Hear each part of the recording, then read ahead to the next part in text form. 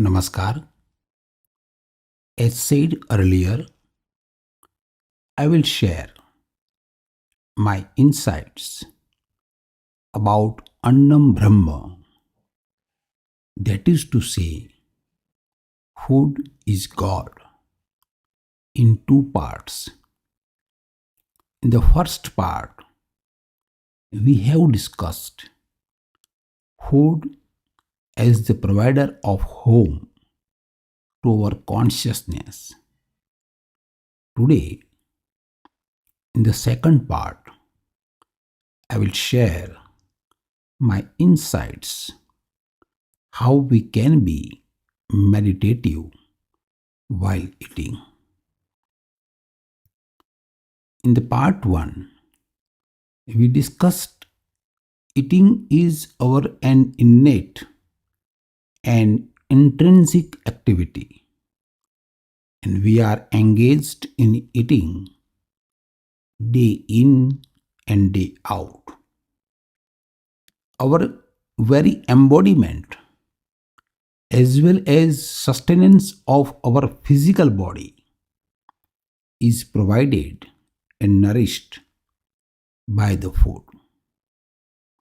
We also discussed that as a seeker, we need to take mitahara food conducive to our sadhana. As a seeker, we need to eat cautiously with awareness, and the eating should be considered as part of one's sadhana. It is an established trend throughout the world, in all faith, in all religions, in all traditions, to pray to God for making the food available, to have gratitude for the food, to feel obliged for receiving the food, to express thanks to the existence. Can you remember when you were totally focused while eating? Perhaps when you are on a picnic or in trekking or engaged in some outdoor activity and you cannot have your routine lunch or dinner, but you have to have it on the go. Have you ever seen farmers on the farm or workers on the site and having their food on the site? Have you noticed their faces while eating food containing just sandwiches or pizza or burger or just bread and veggie? If you could notice their involvement in having food, you would appreciate their totality in having food, the taste they derive from their simple menu, and the satisfaction they get from food to go. That totality, that involvement, that being present in taking food is of great interest, and it can give some clue to us how to eat meditatively. As a seeker of truth, mumukshu of Swayambodh, we will be meditative in addition to praying before having the food. And meditation is not separate from our daily life or our routine activities. Our each activity can be transformed into meditation. Whatever we do can become meditation. Meditation is not something separate. It is a part of our life. It is just like breathing. Just as we breathe in and out, we can meditate. It is simply a shift of emphasis. Nothing much is to be done. Things that we have been doing carelessly, we start doing it carefully. Any activity become meditation if we are lost in it, if we are submerged in it. That is the whole neck of it. That is the whole crux of it. We have to be active and yet not remain separate as a doer. We should get totally lost into it, merged into it. We need not remain separate there. We should completely disappear in our activity. In whatever we are doing, we should be lost completely, in total uncontrol. Meditation is neither a journey into space nor a journey into timeline, but it is an instantaneous awakening. For example, suppose we are having tea. Is it silly to enjoy it too much? Not at all. Even if it is just an ordinary tea, but we can make it an extraordinary, flavorful, beautiful tea and a memorable experience.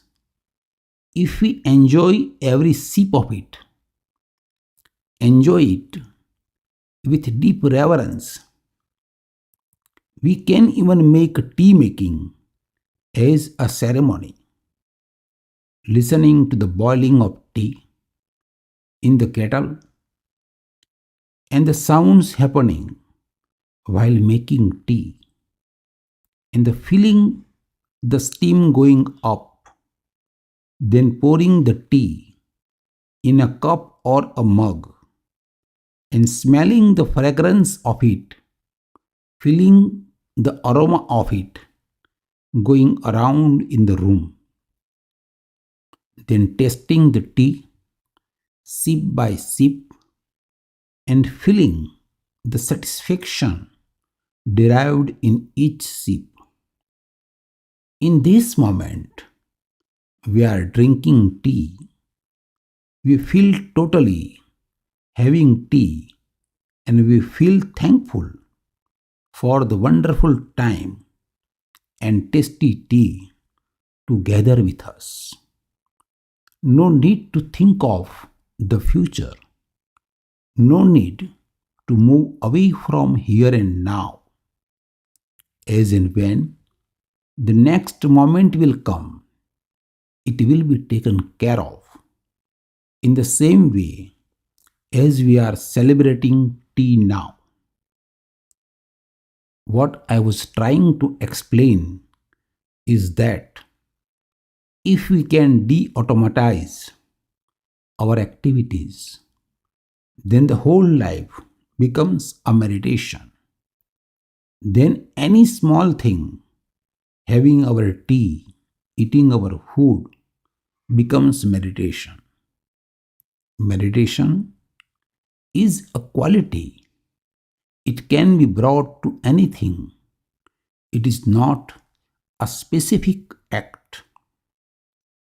If we observe a little bit the way we are eating, we will find it unconscious, automatic, just like a robot is eating.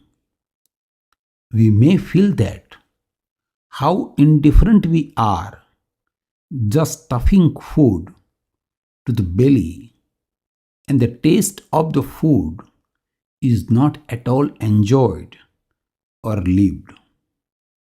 No, no need to keep swallowing and no need to keep stuffing the stomach as if refueling gas tank.